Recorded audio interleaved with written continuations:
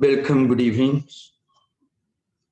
Yogena chittasya padena vacham malam sarirasya cha vaidyakena yopakurutam pravaram muninam padanjalim pranjaliranatosmi stuve padanjalim vyasam shankaram cha munitrayam katra sutrasya bhashisya kramat vivaranasya.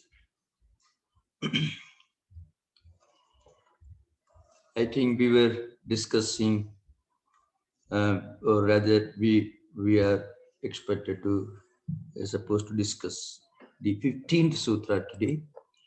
It is a continuation of the subject that we discussed in the 12th sutra, Abhyasa Vairagyabhyam Tannirodha. So,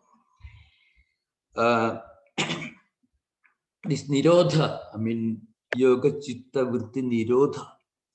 Nirodha Vrittis, that is yoga, and that is the path to samadhi, which is actually yoga itself. Now, which is twofold, which is samprajnata and asamprajnata samadhi.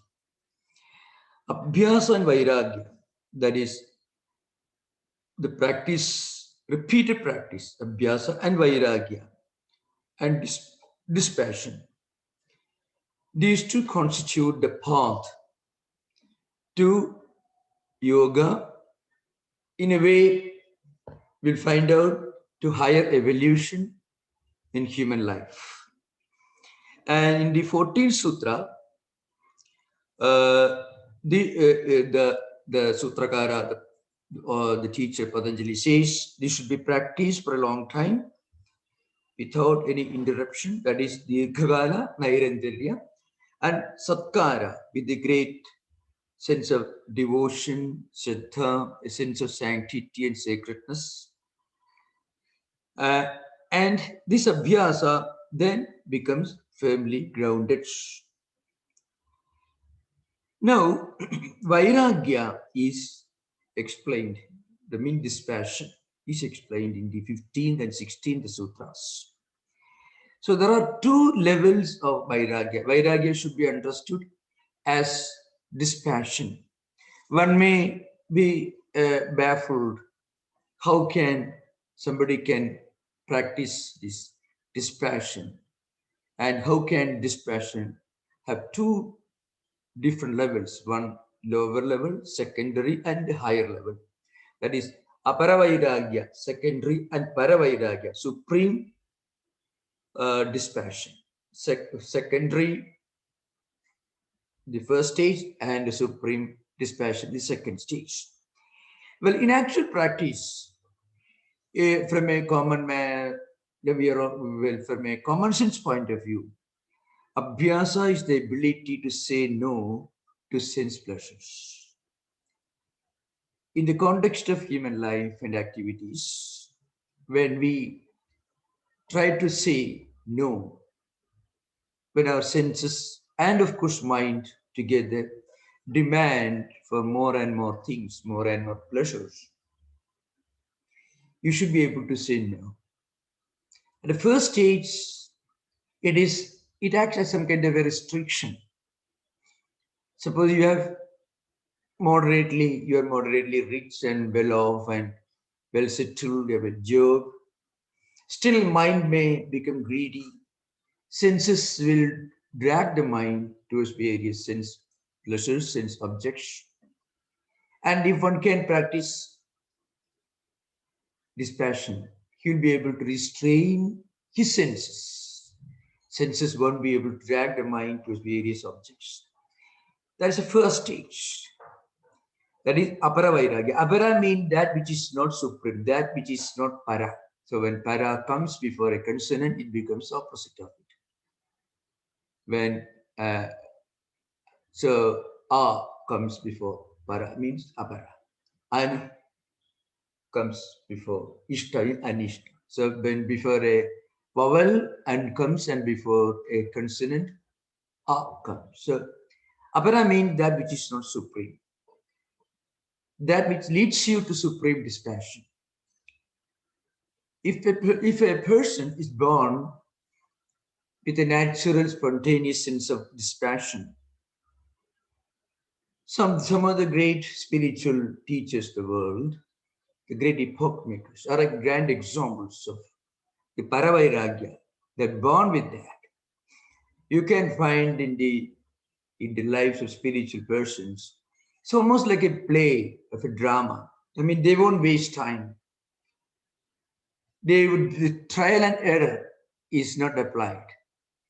Right from the early days of their life, they seem to practice certain higher spiritual values. They are able to say no to their own mind, to their own senses. So this ability to say no means you're actually climbing up the ladder of evolution, not biological evolution, which doesn't have any way to go. It has already come to an end. But but at a spiritual or cultural level, at a level of values and culture, there is still a lot of scope for evolution. You can find, on the one hand, you have great spiritual teachers, for examples. On the other end, there are people, the other extreme, who can never say no to anything. They will never be able to get out of this incessant search for pleasures and enjoyment. Anyway, the ability to practice dispassion means the ability to say to oneself a strong, firm no. That is ideal. Now, in the sutra, Patanjali gives the sutra, that is the 15th sutra. Sutra is Drishta Anustabhiga Vishaya Vitrashnasya Vashikara Samjna Vairagya. It's a fairly long sutras. So, Drishta, this is one word. Drishta means worldly, earthly pleasures.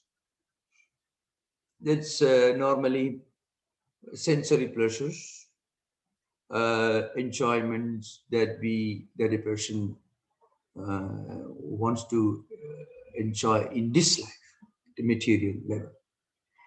So that is one. Laukika is the word used by some of the commentators to explain drishta. Drishta actually means what is seen, what is perceived, what is in a way visible. That is drishta. So what it means is empirical, worldly pleasures. Anusravika, Anusrava. Anusravam in Sanskrit, it means Vedas. Vedas in Sanskrit, but kept in the context of other religious traditions, we may say, let us say, some of the rewards which are promised in heaven, in the celestial world after death. That plane of existence is called Anusrava, or it is already explained in the Vedas, in the theological literature. And the Puranas, you find a lot of things mentioned. So many things are promised as rewards for people who do wonderful things. And of course, there is a lot of threats also. If you don't do things the right way, you'll be sent to heaven. So both you find in these mythological literature. Now, some people may not have any desire to enjoy anything at empirical level. They are all satisfied, but they want to continue enjoyments, or rather they want to enjoy these heavenly pleasures after death. So that also is actually some kind of a bondage in Vedanta. In Vedanta, even a desire to enjoy heavenly things is a desire, is a bondage. You have to remember, we should always remember, those of you, and I think many of us are not really aware of the difference between the word heavenly as used in books explaining yoga, Vedanta, Indian philosophy, and its meaning in the Christian or Abrahamic religious traditions. So in Abrahamic religious traditions and Christian mystical, especially in Christian mythological traditions, heavenly could mean something spiritual. So it is not in that sense that the word heavenly is used in Vedantic literature. In Vedanta or in Hindu higher philosophy, heaven is an extension of enjoyments in this world. So heaven is explained and described in many books, wonderful things you can have. And if a person has a desire for that, it is not it is it is not the way to yoga. You should practice dispassion even towards that heavenly pleasures. But in the theological traditions, the Christian theological tradition, there are of course certain other enjoyments which are offered in heaven, but there is also the association the divine when you talk about heavenly experiences. That is not implied in Vedanta or yoga.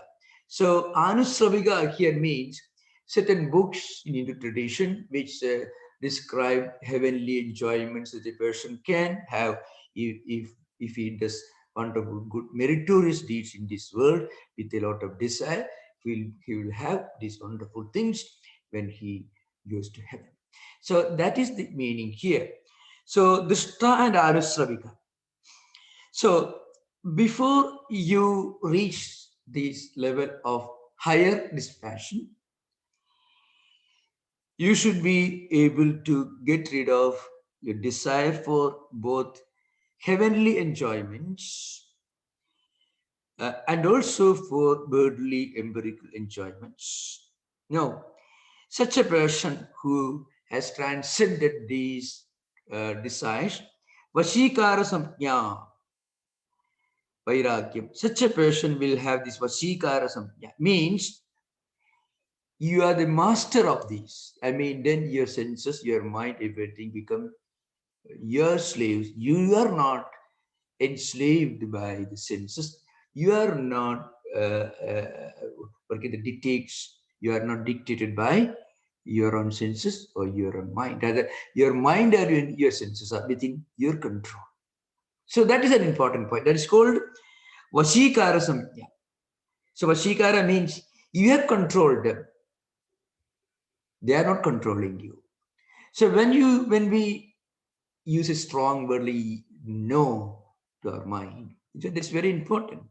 Even for simple common sense, higher wisdom, we should be able to practice the ability to say no, where to stop.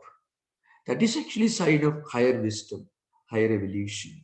In fact, in modern times, with all the wonderful the power and knowledge and blessings that we have got from science and technology, the explosive developments in science and technology, if we can also practice the ability to say no to certain demands coming from our senses, then human civilization will be safe, self-restrained, self-control, with the mark of an evolved person.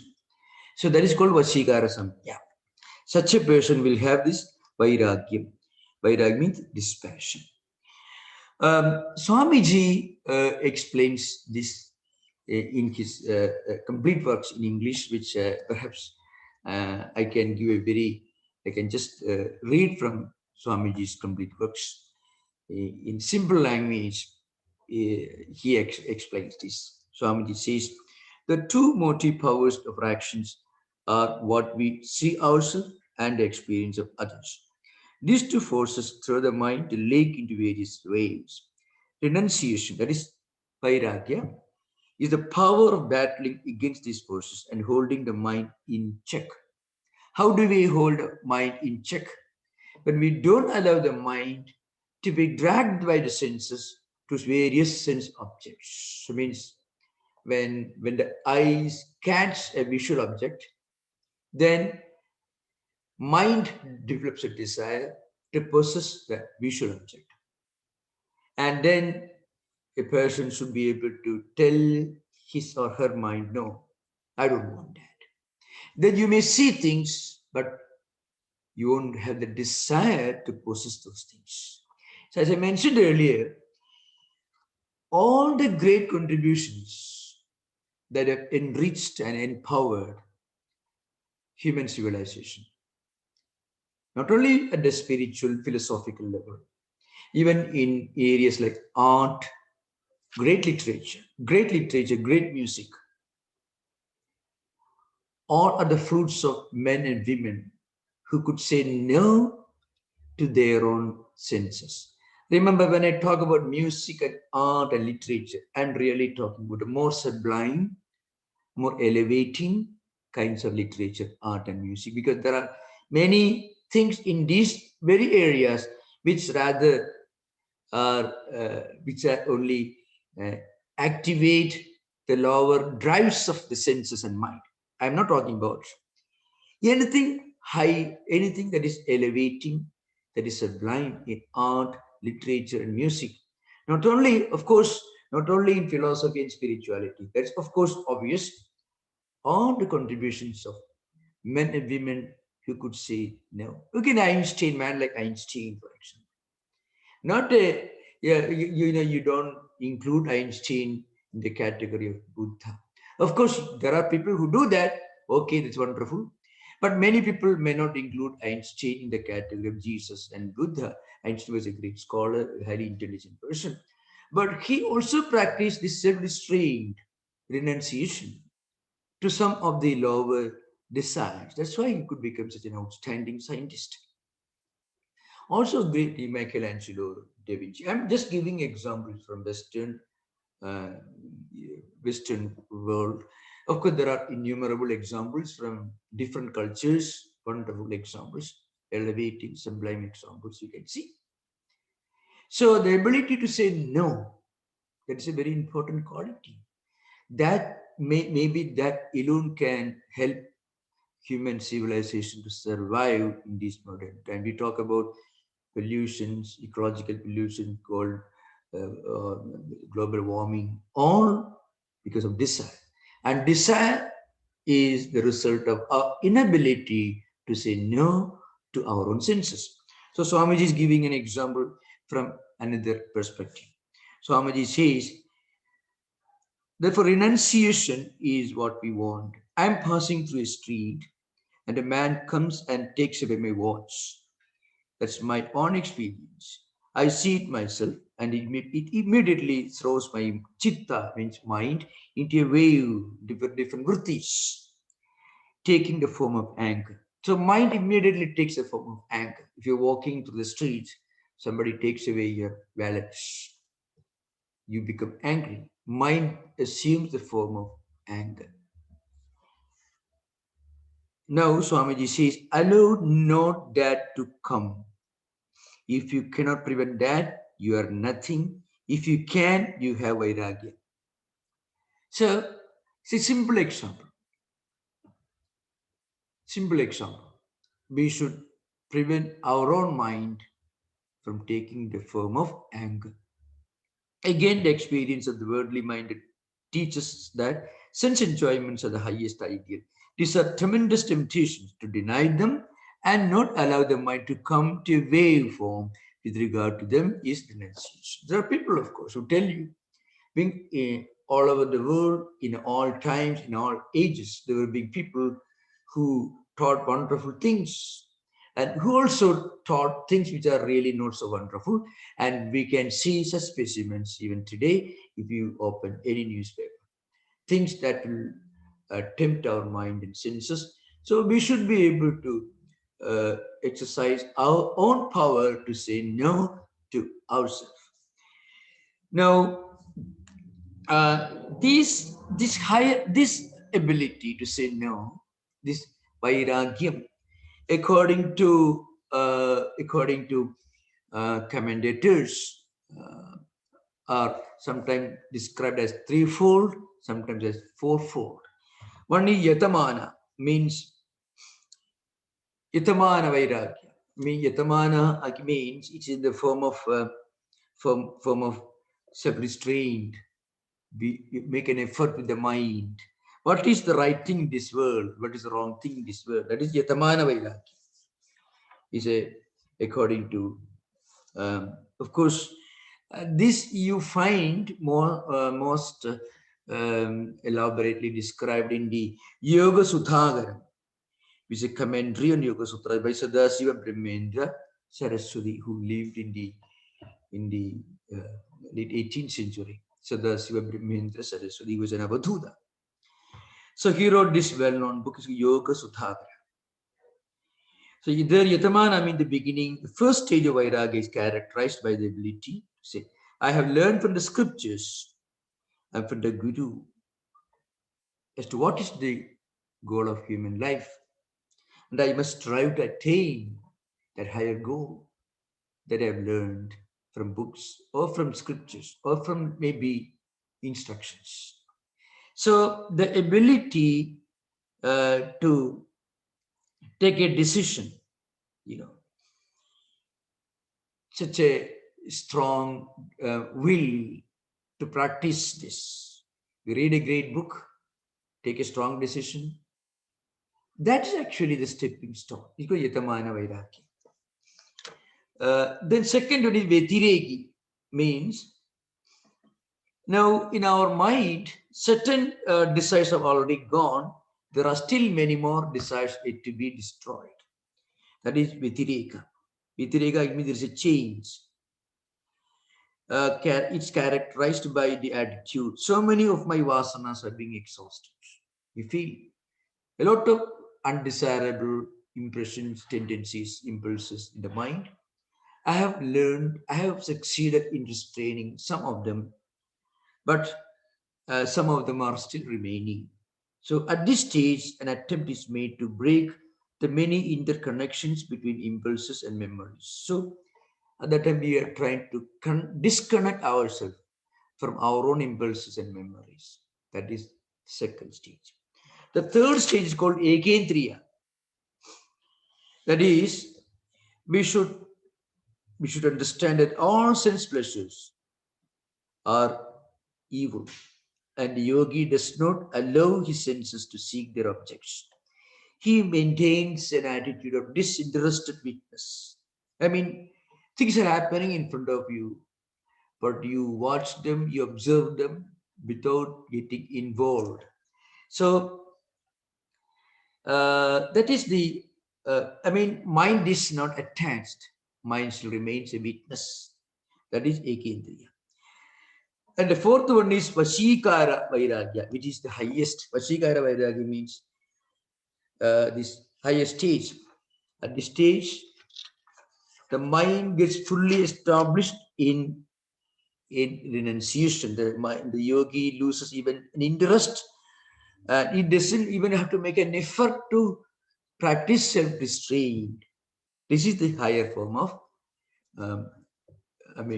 practicing dispassion in different stages. But one important thing to remember is one should not try to divide them into 4 stages. I want to practice the first one, I want to practice second one. No, actually mind doesn't allow us to practice a value or a concept in that way. See, for example, I'll give you an example. Well, today onwards I shall speak less lies. You cannot really practice truthfulness in this way.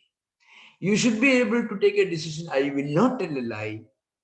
Rather, the better decision is, I will speak only the truth, only what is true. In the process, as mind begins to practice, perhaps it goes through these stages. But that is not our botheration. We should not practice, I will practice 1/4 of renunciation now, another quarter later, and the third quarter, third stage. That way, mind doesn't function. It's an important point, remember. So Patanjali and commentators do not mention this. That's mostly because in those days, it was very well understood. So we should remember this very well now, because we are now discussing these ancient teachings in this 21st century. So mind doesn't travel and function in bits and stages. Here we find an attempt to analyze and study how mind evolves from an early stage of let's say, beginning stage to a higher and higher stage of renunciation. First, for the first time in our life, we may go to a library and read a wonderful book, or we may listen to a great lecture.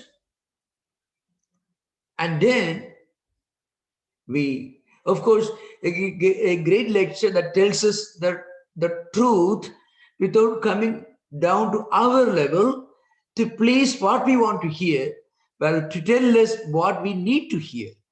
The commentators make something very, very, very interesting remarks about what kind of scriptural instructions we should seek. If you listen to somebody who is struggling to tell you something that he or she thinks that you be interested in hearing, or rather you pleased to hear, don't listen to him. Scriptures say very, very, I know it's a very uncompromising, very rude and apparently very cruel analysis. You can ask question. The point is, a scripture states certain facts. That's instructor, teacher. We read it. Our mind grasps as much as our mind is ready to grasp. That depends upon our evaluation. But the scripture doesn't struggle to tell us what we can grasp or what we may be interested in understanding or grasping. No. The scripture tells the truth. That's why speak only the truth. You know, satya, ahimsa, satya, steya, brahmacharya, avarigraha. You can be yamas or niyama. These are yamas, of course. Ahimsa means non-violence. Non-violence means non-violence in word, deed, action, thought, movements, everything. Now, can anyone practice this in 100%? Maybe a Buddha or a Christ and the great spiritual teachers of the world must have practiced. Can a beginner try to do that? He may not. He will not physically do any harm, but mentally he may still have some desire to see somebody in a rather difficult situation. That is himself, really speaking. He may not do anything, he may not speak anything, but still his mind may have some undesirable thought which may be harmful to others. So there also you are breaking ahimsa. So the point is, but that is the beginning. So to begin with, one can practice at the physical level, then at the verbal level, then thought level, and eventually in complete, in totality. So that should be understood very clearly. So these are the four stages in which mind evolves, mind moves in his practice of dispassion. That is the purpose of actually Sadasiva Brahmendra Saraswati. Sadasiva Brahmendra Saraswati was actually an exception to this rule. You know, when his story goes like this. He was a great sage and great Pandit, but he was very proud, very arrogant, and he'll be very much interested in participating debates and discussions. And he also enjoyed defeating other Pandits, other scholars in the assembly, sometimes the royal courts. And it became a great embarrassment for scholars to be present in any assembly of scholars or in any debates in which Sadasiva was present. Shiva, that's his name. So finally, he became so arrogant and he became a bit unpopular because of his scholarship and also because of his arrogance. So his own teacher told him once, see, you have learned from scriptures that the highest truth, God, cannot be attained just by logic. So that there are many statements. Na medhaya na bhudasudena. Medha by intellect alone, by intellectual scholarship alone, bhudasudena, by multi-faith scholarship alone, you cannot attain this Atma. Nayam Atma Balahina Libhya Namethaya na Bhudasute. So the Guru told you know all these things. But when are you going to stop talking? When are you going to keep quiet? That was the language in which his guru scolded him. And from that moment onwards, he stopped talking. And he replied, where he closed his mouth with one hand, with the other hand, he said, right now, today, this morning.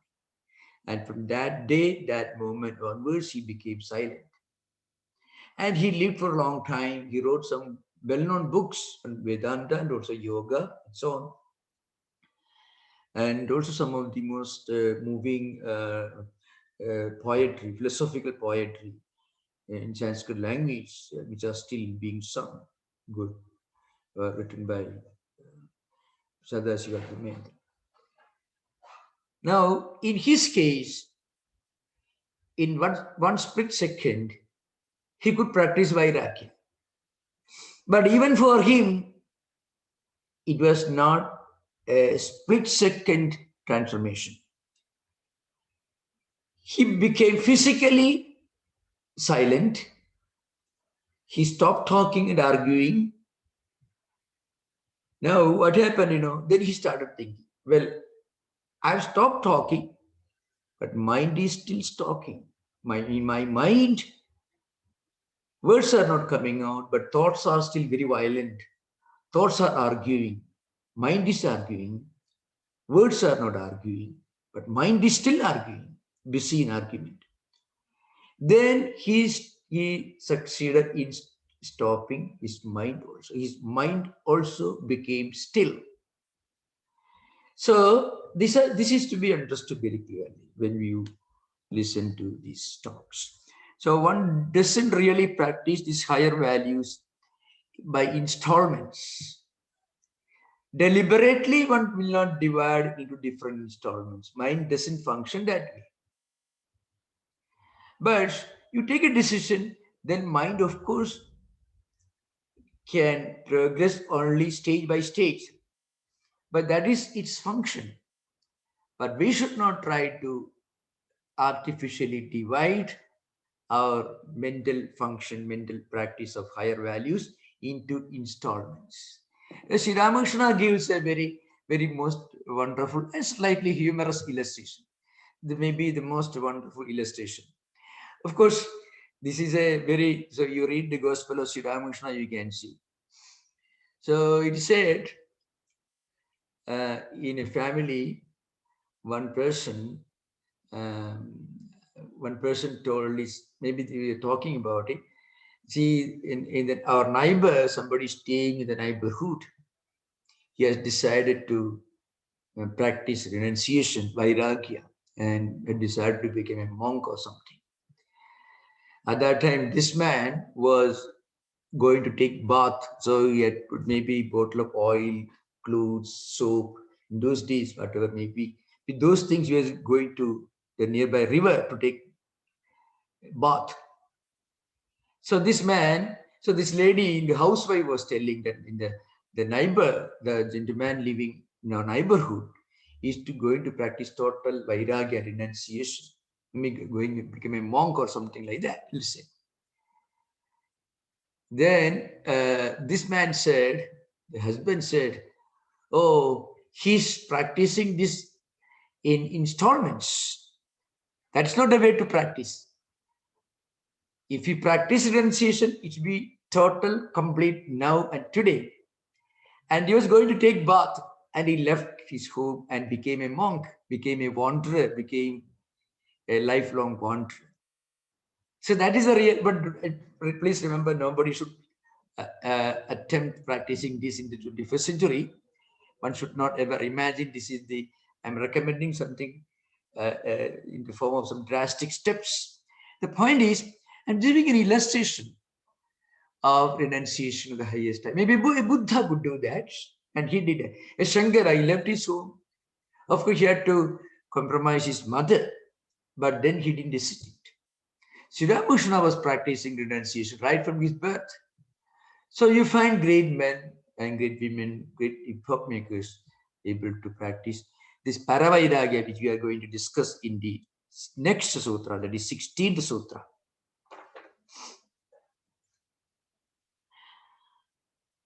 Okay, now the 16th sutra is in a way qualitatively different, and it is higher than the 15th one. In the 15th sutra, it's called Aparavairagya, secondary renunciation. You practice dispassion, but still there are some desires latent in the mental system, but you are able to control, you are able to restrain, you are able to practice self-restraint. But under favorable circumstances, they may come out and they may connect with the sense objects. That possibility is always there. But when you practice paravairagya, higher vairagya, the second stage, the higher renunciation, then these desires become totally and completely non-functional. In the sense, they become like seeds which are burned. If you have got some seeds with you, you are not going to sow them in the soil, but you have maybe in a packet or in a box or a suitcase, by some accident, if those seeds fall in a fertile land, still they may become sprouts, they may become plants, they become trees. Could happen. But you don't allow them. You keep them firmly locked under the drawer or in the suitcase. So they are not going to come out. You restrain them, you control them. But suppose you take out the seeds and burn them, may fry them in oil, and then you keep, need not necessarily in a suitcase. You keep in your hand, even if it falls on very fertile soil, it is not going to become sprouts. It's not going to grow. Why? Because it's burned. Dagdha bija nyaya. I mean, the analogy of burned seed. So that is characteristic of higher renunciation. I mean, they are totally non-functional. They are as good as, the seeds become as good as non-seeds. That is the characteristic of this higher para vairagya. That is the 16th sutra. Tatparam Purushakhyadehi Gunavaitushnyam. That is the 16th sutra.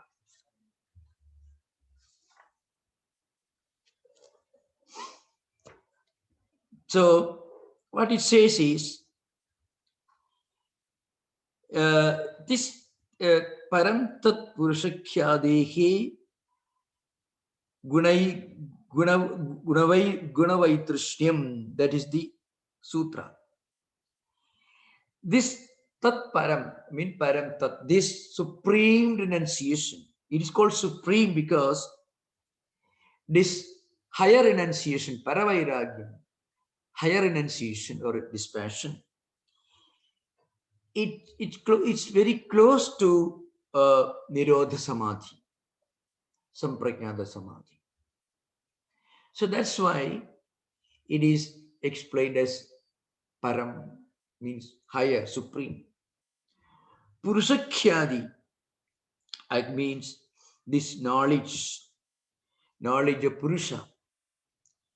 And so what happens, the knowledge of Purusha, from this knowledge of Purusha, the Jnanam emerges.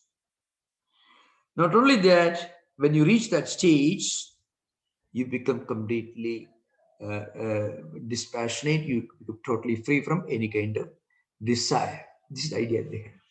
Now, we should remember, in the Patanjali Yoga Sutras, there are two types of teachings to begin with. There are certain teachings, certain ideas, which are very relevant, which we can easily practice in this 21st century. Certain values, which I mentioned, yamas and niyamas, and also the importance of first being established yamas and niyamas before practicing asana, pranayama. These are all very, very important and psychologically very, very important, very scientific teachings that you find in the Yoga Sutra. Or maybe this Kriya Yoga. I mean, tapaswadhyaya ishara pranidhananani kriya yoga. And also the description of vrittis, vasanas, samskaras. These are all very, very scientific. In fact, understanding some of these mechanisms of human mind will be very helpful for us to uh, uh, live more, live with greater wisdom in our interaction with people around. Also, while confronting problems in our everyday life, including family and society or office places, many of these values that you learn from Patanjali Yoga Sutras are very helpful, very practical, and very practical, and very empirical level in everyday life activities. Very, very important. But then there are certain other teachings. Either you find the Vibhuti Yoga description of the occult powers, or in the Kaivalyapada, some sutras which teach about higher samadhis, and also like Paravairaga, supreme renunciation, which is characteristics of a Buddha or a Christ, of the great epoch makers of the world in spiritual traditions. So these are some of the higher teachings which we should keep in our mind. I mean, these are higher possibilities which are being achieved and demonstrated by great men and women in all traditions from all times.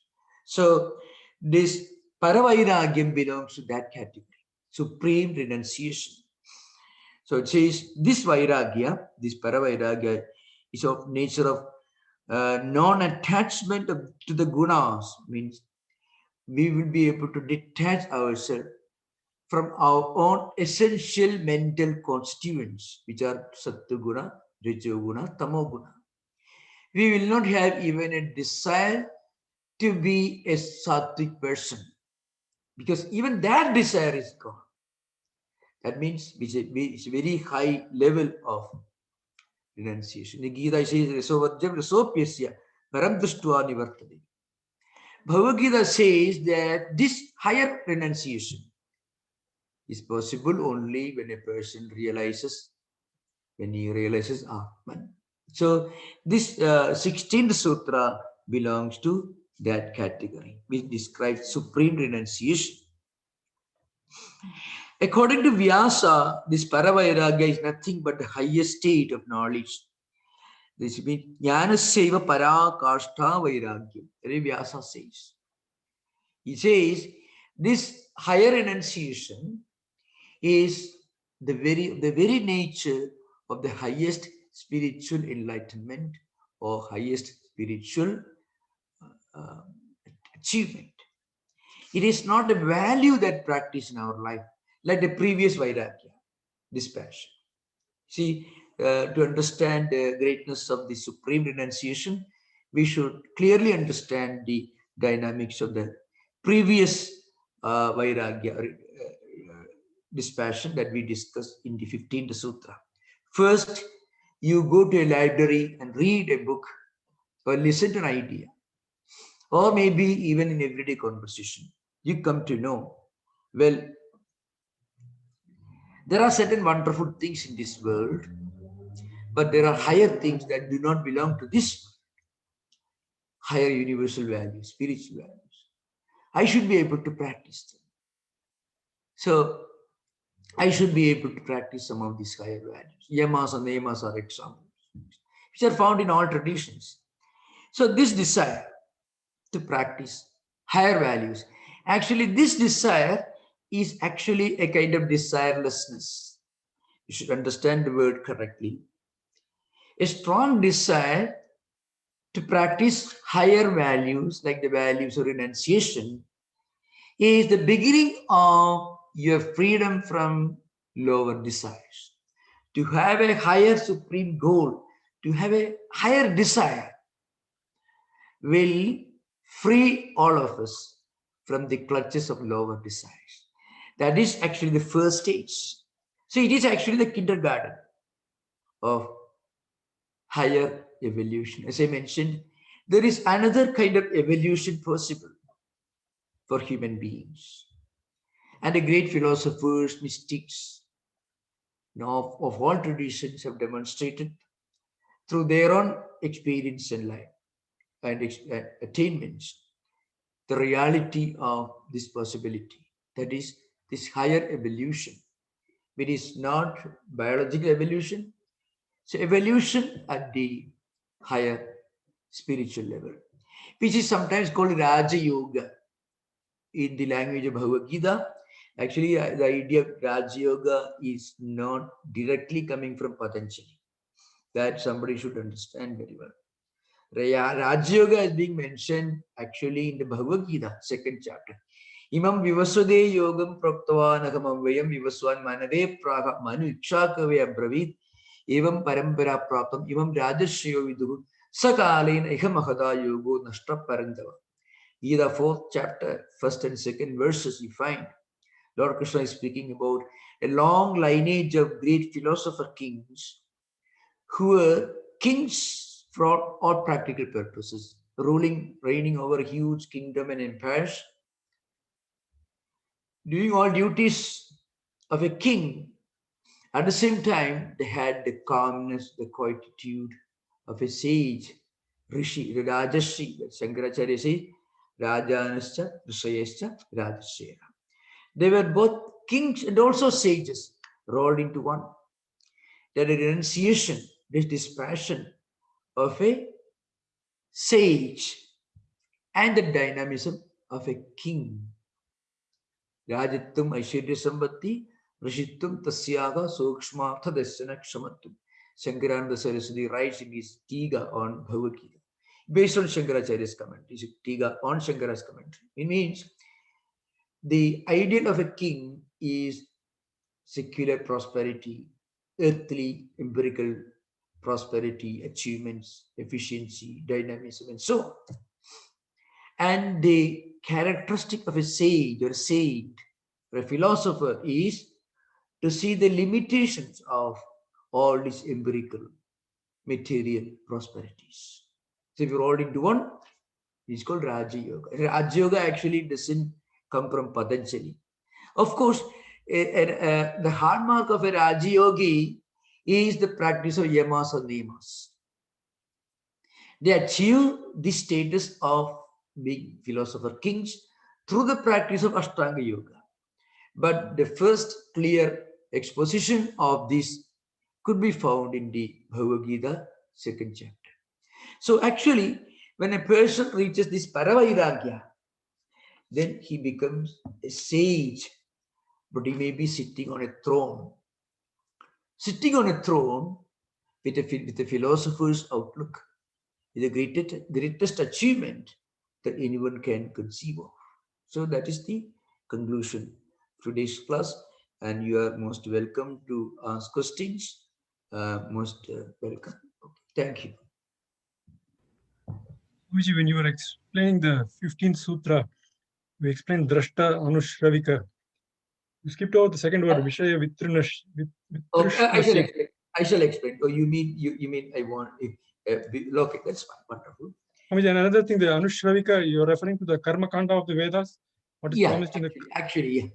Anusrava. You see, Anusrava means stage by stage, different portions of the Vedas. So Anusravika, anything that is coming from the Vedas. And the Karma Kanda, Purvamimamsa Vedas talk about various deeds. If you practice rituals, yajnas, yagas, Saptahaviri yajnas, Sapta Soma yajnas, 14 types of yajnas. Vedic rituals are mentioned in the Vedic literature, auxiliary literature, of course. So these scriptures, they are the secondary parts of the Vedas. They are not Vedanta. They do not constitute Vedanta. They are not the Upanishads. Is part of the Karma Kanda. So Karma Kanda is meant for recommendations of the Vedic rituals are meant for people who are not yet ready to practice this higher philosophy. For them, they should be asked to do certain things, certain good meritorious deeds. If you are very healthy, active, a person is very healthy and active, you want to do things. You tell him you should practice renunciation. You should not do that. Rather, you should ask him to take up some good work, charitable work, philanthropical work, and so on. Because our human resources, mental and physical resources, should be diverted to a creative channel. That's why, in fact, Kumarila Bhatta, in his Tantravartikam, it's a well-known book on Bhatta Mimamsa, he says, certain portions of the Vedas recommend and have injunctions meant to encourage people to practice certain rituals with a desire to achieve some good merits in this world and next, because otherwise they will divert their energy and time into undesirable channels. They become a source of trouble to others. So our human physical and mental energy should be diverted to creative channel. And after that stage is over, when you reach the next stage, then you will be able to practice some kind of self-restraint. That's an important thing. For that, karma kanda is mentioned. Okay, now drishta. Drishta here means laukika. Laukika means empirical, worldly enjoyments in this world. Anusravika means celestial. Things which are related to higher planes of existence where we are supposed to go after death. Surga, etc. Vishayavitrishnasya. Now, Vishayavitrishnasya means a person who are completely free from desires in this Vishaya sense objects. For such a person, what happens, he will be able to practice this able to achieve Vashikara. Vashikara is the name of this particular Vairagya. Means that person will be able to become master of his own senses and his own sense objects and his own mind. So, The word Drishta Trishna means thirst. Anusravika, excuse me? The word Trishna means thirst.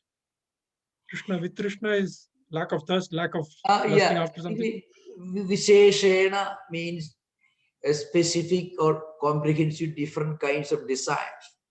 Vitrishna is a person, such a person who is the Vikata Trishna. That is also the real interpretation. Because we is a upasarga that comes in different contexts and it changes the meaning, it reinforces the meaning, it changes the meaning, it makes meaning opposite, and there are different functions of upasargas. So we here means Vigata Trishnasya, a person whose Trishna is gone. Vigata Visheshena Gata means it is completely disappeared from him. That's the real meaning here. Means a person who has completely abandoned his Trishna, his desire on Vishayas. Vishayas means sense objection. So Vishaya Vitrishnasya means a person to a person who is a Vishaya Vitrishna, who means his Trishna, his desire in Vishayas is Vigata, means gone, disappeared, Visheshenagata, completely disappeared from him. So that's the meaning here. So this roughly corresponds to the Vairagyam of Sadhana Chatushtayam. Mutrartha Phala Bhoga Viraga. Yeah. Vairagya is a common word used in Vedanta and yoga, everywhere. Vairagya, that's why I mentioned, Vairagya is a universal value. When you practice Vairagya, actually you are boarding the bus to higher evolution. The ability to practice self-restraint, to say no to oneself, to one's own mind, to one's own senses. It could be when the mind is going after something undesirable, or mind is perhaps trying to do something which is undesirable, to speak a lie, or to get something that belongs to others, or to play games with one's own mind. All these are we may call temptations. What do you call temptations in many traditions?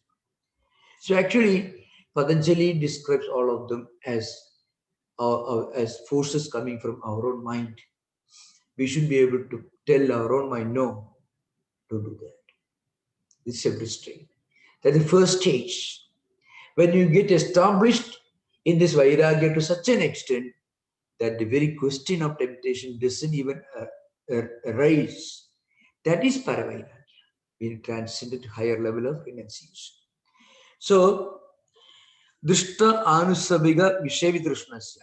A person who has lost all desire, who is completely free from all desires, either for empirical enjoyments or for heavenly enjoyments, for that person, he gets his vashikara, means vashikara samjna means name. He gets this particular kind of renunciation, dispassion, which is known as vashikara. Vashikara means when you are the master of your mind, your senses. That's I get. Thank you, Swamiji. Hari Om Maharaj. Very Maharaj, one very small question to start off. So Sadashiva Brahmendra you were talking about is the same Sadashiva Brahmendra who was also a composer and wrote a lot of famous Sindhanastikila, all those things. Bruhi Mukundeti. Is it the Yeah, same of course. person? Yeah. Yes. Okay. Wonderful. He wrote. He didn't write anything to begin with. Then some other saints told him, why don't you? I mean, have indicated because he won't speak to anyone. Indicated to him. Then he started writing. Okay. He has written some books on Vedanta, Mhm. and also he is a great devotee. So like that. So even for him, he has to go through these two stages. First, he practiced the silence at the physical, verbal level. Then he started practicing silence at the mental level. When he achieved in practicing silence at the mental level, and then he transcended. But that's because he was in need of that kind of restraint.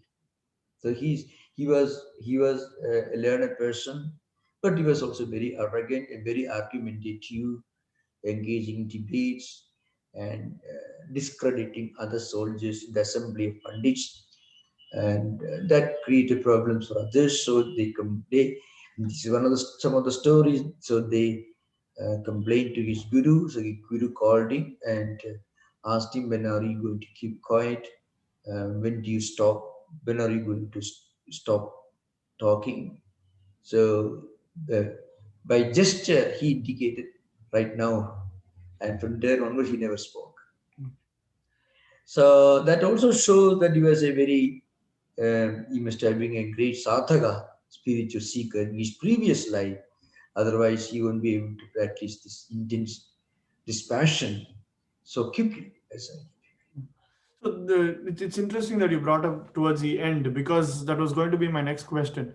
Now, when modern psychiatrists talk about how someone has to beat addiction, one of the first things they seem to say is that it needs to be a gradual process. You can't just go cold turkey. Like you can't stop overnight.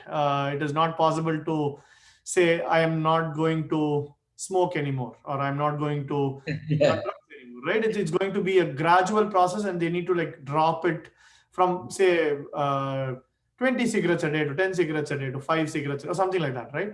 So this idea of doing this overnight seems to be a radical way of thinking about it. How do we look at these two things in parallel? Yeah, really, so in the case of Sadasiva Brahmendra, it is an extreme case.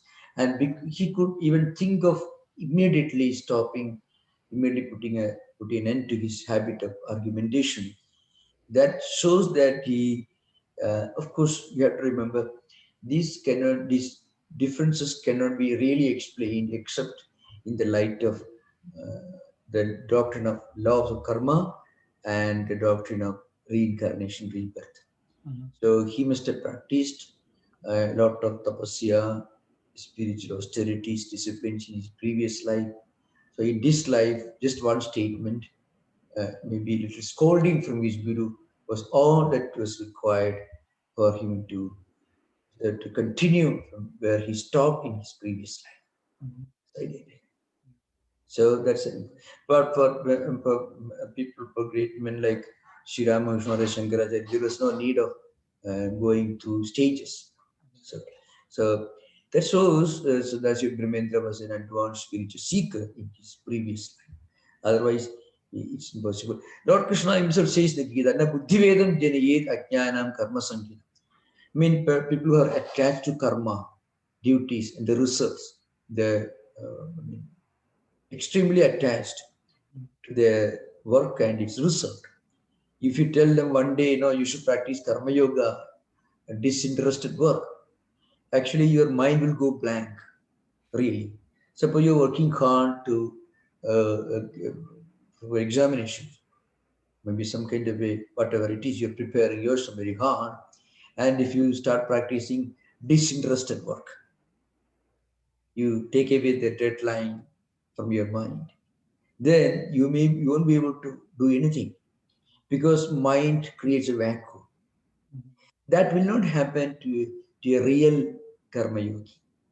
Because real karma yogi, this vacuum will be automatically replaced by a higher ideal. I should do my work. So dharma ideal. So that's why Lord Krishna says, "Na buddhivedam janayi ajnanam karma sankhya." People who are attached to the actions and the result, don't tell all of them, don't change their mind all of a sudden overnight. No, today, tomorrow morning onwards, you should practice dispassion, detachment. No. Psychologically, it is impossible. Another problem is it can damage a person's future, or one may practice hypocrisy. You say, all right, I shall practice karma yoga, all of this. It doesn't happen like that. See, Girish Chandra Ghosh was a devotee of Sri Ramakrishna. He was a drunkard, a bohemian. Sri Ramakrishna did not ask him to stop drinking immediately.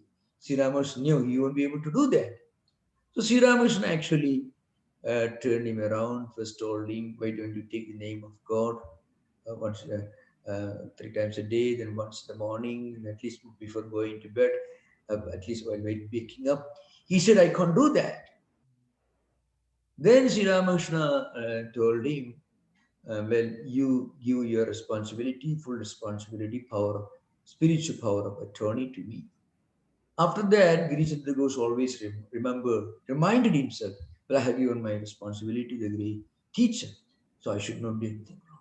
So it became physically impossible for him to do anything wrong. So you can find all great teachers. They are unanimous in this view. That means everything can and should happen gradually. The way the gradual doesn't necessarily mean slow. That's important. Yeah. Gradual means stage by stage. Even because gradual means you just okay, let us see what happens. That is not gradual. So when you talk about everything happens gradually, you're talking about the nature of evolution, not necessarily the pace of evolution. Yeah. Not necessarily slowly, but gradually. Okay. Thanks, man. Thank you. Namaskaram. Oh, go ahead. Go ahead. Yeah, please. Okay. Namaskaram, Swamiji. I just had a question about the Vairagyam. And basically there are one side of the Vairagyam is that you know you don't want to do it, and you basically eliminate that desire and kind of tell your mind that okay, this desire is not worthwhile, and you kind of avoid doing that thing. The other aspect of it is that there is more stronger view that this has got nothing to do with me, and you completely don't even you become kind of indifferent to it, right? So the question is really, how do you, that more like burnt seeds that you talked about, how do you go from something that how do you go from one stage to another is what I'm trying to understand is. Yeah. You can do Really, avoidance, but it keeps coming back. So how do you go from avoidance really, to a burn? the actual progress in spiritual life should be experienced to be clear to us. If any kind of explanation will not do. But in real life, we should always begin with trying to practice some degree of self-restraint in our actions, thoughts, words, deeds, desires, all this. Some self-restraint. When we become well established in the self-restraint, idea of self-restraint, then it's possible gradually the self-restraint, it becomes self-control becomes our natural habit. Hmm. When it becomes a natural habit, then we do not have to practice self-control. Okay. We won't have to deliberately make an effort to practice self-control. Self-control becomes an automatic, natural, spontaneous characteristic when we reach an advanced stage of practicing self-control. But to begin with, we should be able to practice self-control. Even before in the Yatamana, in the first stage, at the beginning, sometimes we may have to practice self-control by diverting our mind to something more creative, something less damaging, something more elevating. So that is also one kind of self-restraint. Um, uh, Time and energy, mental and physical energy and time may be diverted towards undesirable channels. So we want to practice self-control. The first stage is to divert them into some creative, constructive, uh, higher channels, and that will automatically result in self-restraining the negative orientation of the senses and mind. And gradually we'll be able to practice self-restraint. And as a result of practicing self-restraint for a long time, it becomes an effortless, natural habit to be always self-restrained in our actions, thoughts, and feelings. At that time, you don't have to make an effort. The first stage, you have to make an effort. That's called yatamana, means you have to work hard to do that. So there is a effort involved in the first stage. Last stage means the last stage there is no effort involved.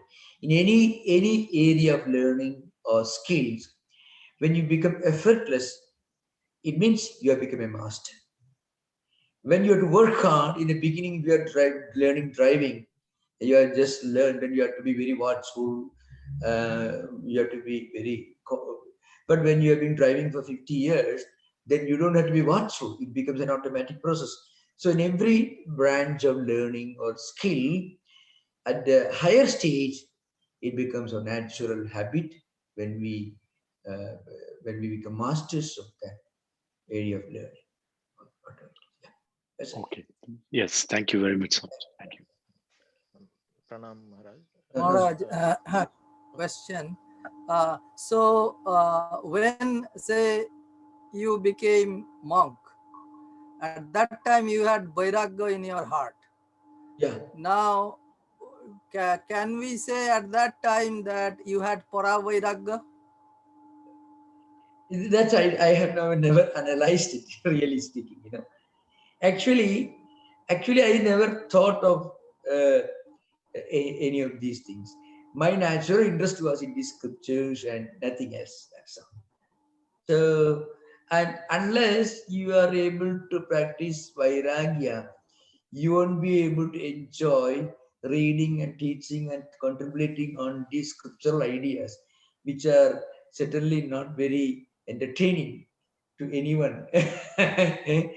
You see, there is absolutely no humor and no entertainment in the process. So you are talking about these ideas and I can tell you very frankly, many of these ideas may not be very pleasing to many listeners. That's why actually I mentioned as at the beginning of the statement. So commentators talking about Yatamana Vairagya, they say a scripture tells you what you need to hear and what you may be interested in hearing. That's the scripture we have to read. So, and it makes a lot of difference, really speaking. Really speaking. To be able to listen to things which may not be very entertaining, you need vairagya. Because your senses and mind should be diverted to something elevating, something constructive and creative. Your senses always want enjoyment. It's an important thing. Senses do not practice renunciation. Senses practice the opposite of renunciation.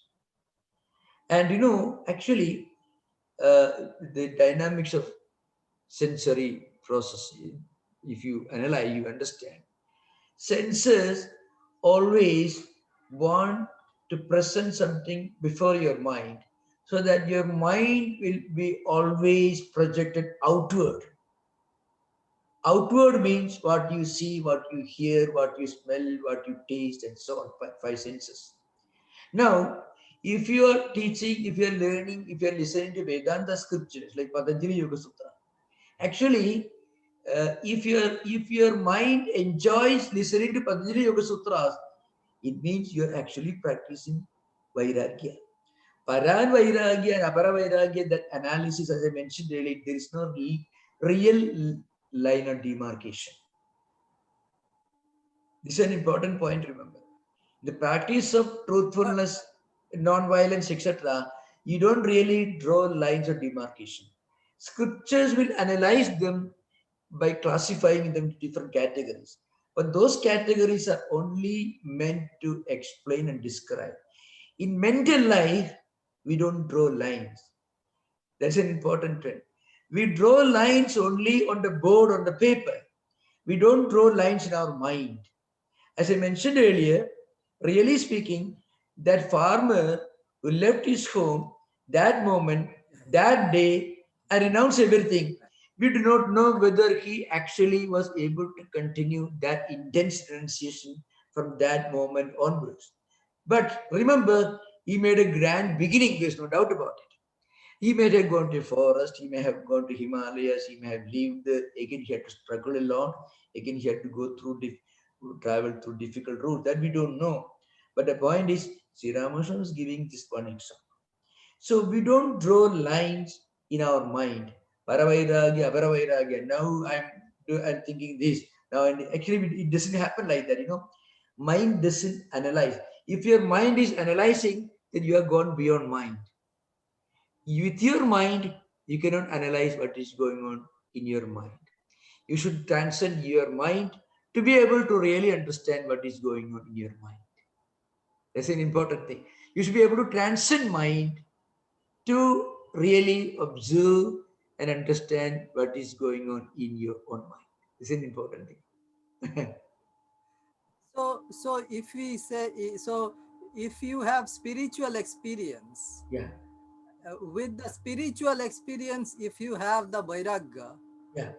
that vairagya is more concrete than just leaving your house on a just suddenly leaving your house because you were hurt or something like that, Yeah. right? You're right. You're right. You're right.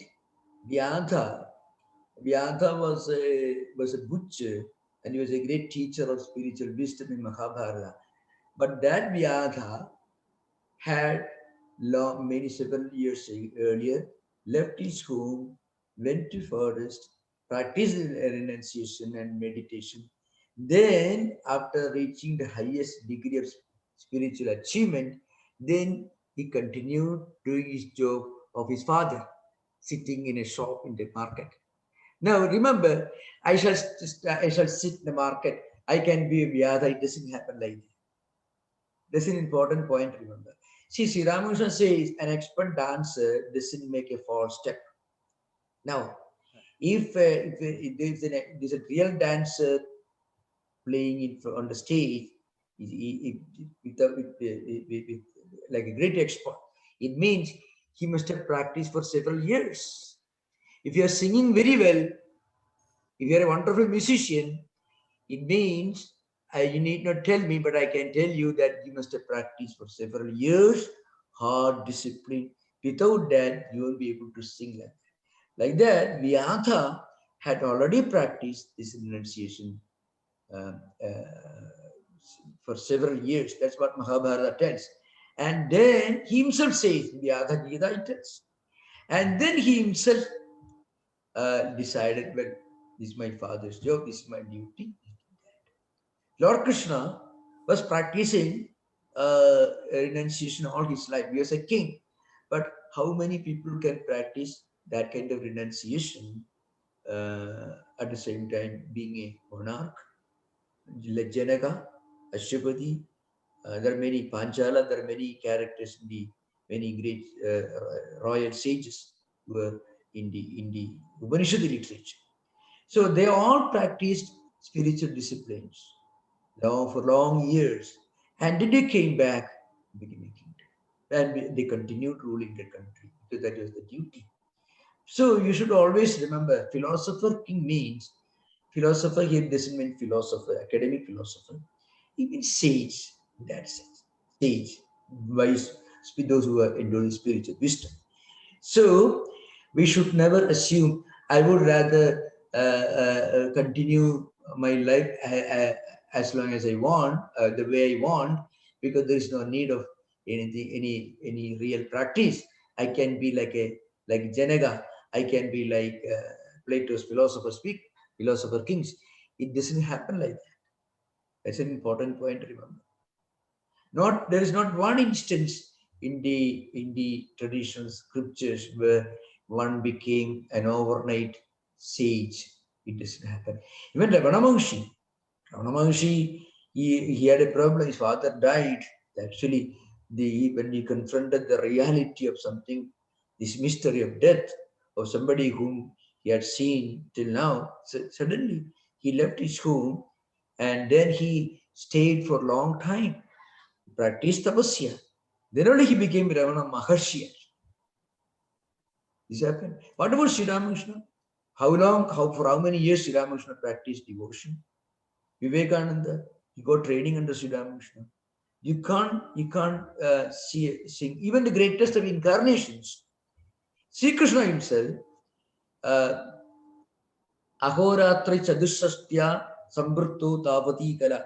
So Bhagavata Purana describes how for long years Sri Krishna practiced austerities, studies under the great sage Sandipani.